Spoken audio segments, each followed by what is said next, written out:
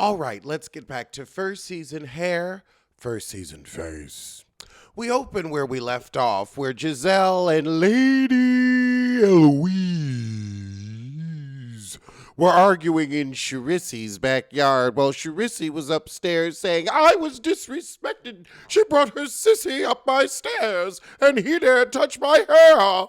Honey, nobody else has tried to go up your stair or touch your hair, so you should be grateful. I don't have a cookie cutter life, and I'm not apologizing for it.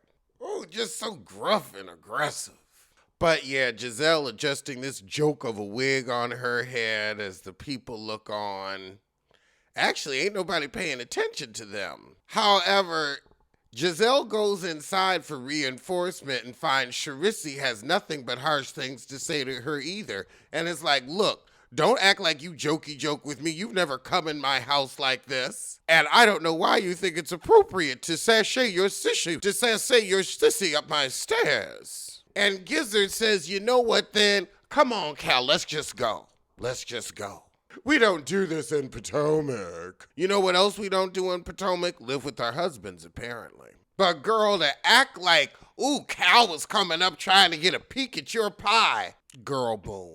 Girl, boom. He ain't trying to look at your dirty bras all over the floor. Gizzard thinks that her and Charissy are good friends. She looks down on you. You're her maid, her mattress, and her mule. You came over, you cooked the crab, you answered doors, made mule. And the way the lesbian gets around on these housewives shows, I'm sure she'll get around to you being her mattress. Rob feeding her kids and chowing down herself like they haven't had meat in a while. Oh my God. You want to tell somebody to say they're wrong and they messed up with this on your head? Oh, Jesus, how Mama Joyce. Why is Mama Joyce the choice? This is unhealthy and unholy. This is acrylic. Why would you put something this flammable on your head and think you're doing something? You can see where that wig just folded over in the bag. Just folded over in the bag. You can hear that wig. You don't have to look at it. You can hear. It's just acrylic. You can feel it between your fingers. Rub your fingers together and feel that wig. Ooh, you can feel. Oh my God, it's acrylic. You can see it. It's acrylic. Itchy, itchy, itchy. You don't want to touch it. It's acrylic. Itchy, itchy, itchy. But you know it's there. Charisse pretends that is her hair. Bop, bop, bop, bop, bop, bop, fool. Oh my God. Oh my God. What in the heifer, Joyce? Why did you make that choice? What in the heifer, Joyce? Oh yeah. But then Lady Eloise gotta come over while Charissy putting them out. And Cal gonna tell her, you have nothing to do with this. Aren't you to help? I need security. Yeah, we need security from your drunk ass. Oh, you want to be all holier than thou. So I looked up Sipping with Socialites just to see, what they had going on today. You're absolutely right. They have no Instagram posts since 232 weeks ago. They were a charity purely for the show. No reputable charity would lend their trademark name to Bravo, so they came up with Sipping with Socialites, and that's why Ashley Darby couldn't explain nothing about what they actually did. And it was a dig for Jizzy to ask that question. But yeah, you look at their Instagram and absolutely housewives ridiculous. So whenever they need a charity, oh God, this was at Oz. They had Sipping with Socialites. As seen on Bravo, Forbes, Washington Post. Oh, God, so they just rent a charity. That's what they do. They rent a charity. And why are they under personal blog if you've got your 49 HHC with the IRS? Because you got to have your 49 HHC with the IRS. Bravo, you ain't shit. Heifer, you ain't shit. It's a producer's life. We give back at schools and volunteer at schools. What kind of schools? Inner city. We ain't gonna say what city, just the inner city. Rob the Throb said, black women don't hump each other like that. How do black women hump each other, Robin? How do they thrust and wriggle their hips together, since you're such an expert? I'm sure the thought of it makes you spurt.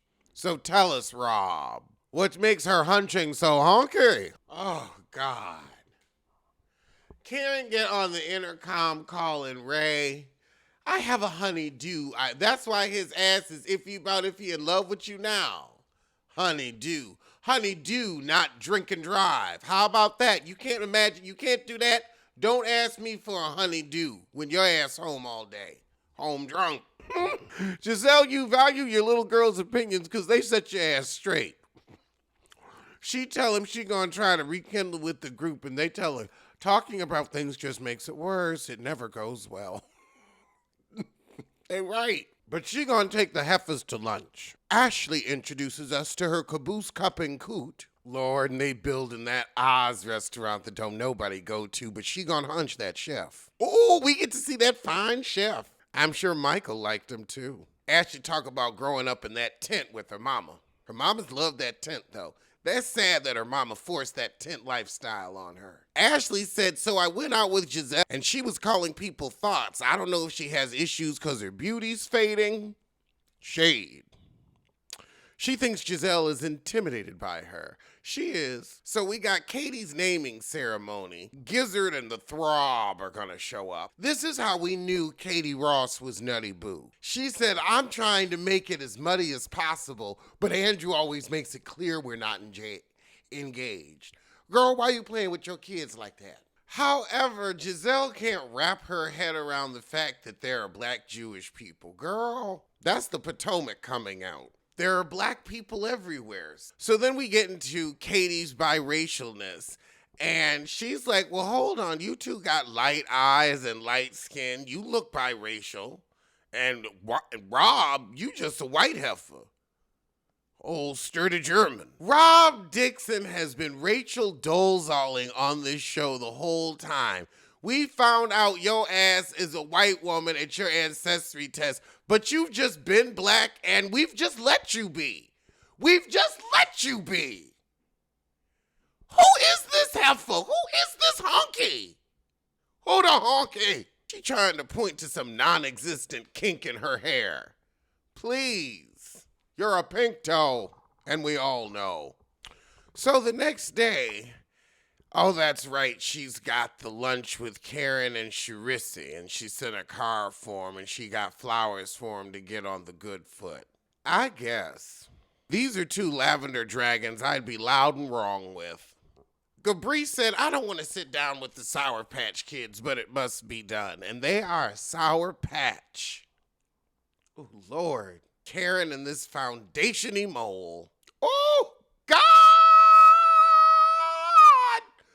Oh my God. This neck don't make no mother effing sense. Look at this neck. Look at this neck. How did she have this neck season 1? Oh my God. It's been neckathon, neckathon, neckathon all along. It's been neckathon, it's been neckathon, it's been neckathon all along.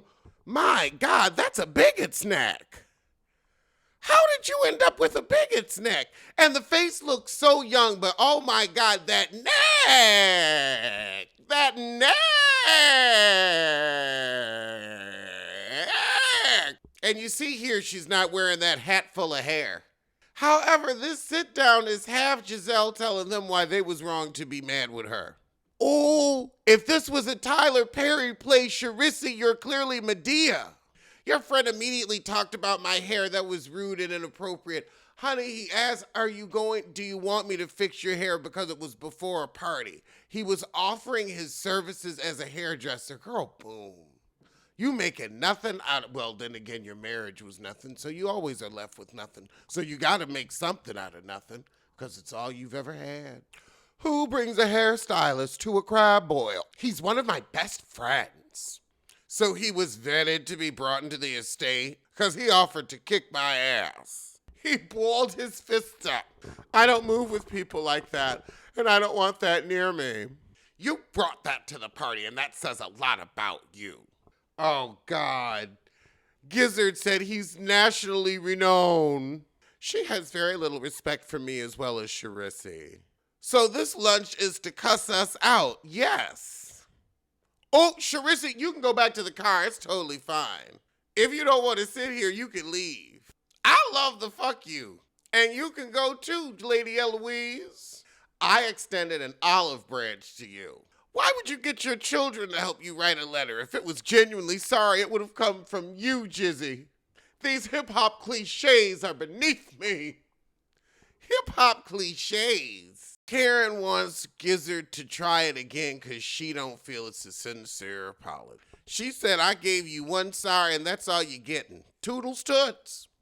Well, that was the shit, so I'm going to see you soon for the Allegedly show.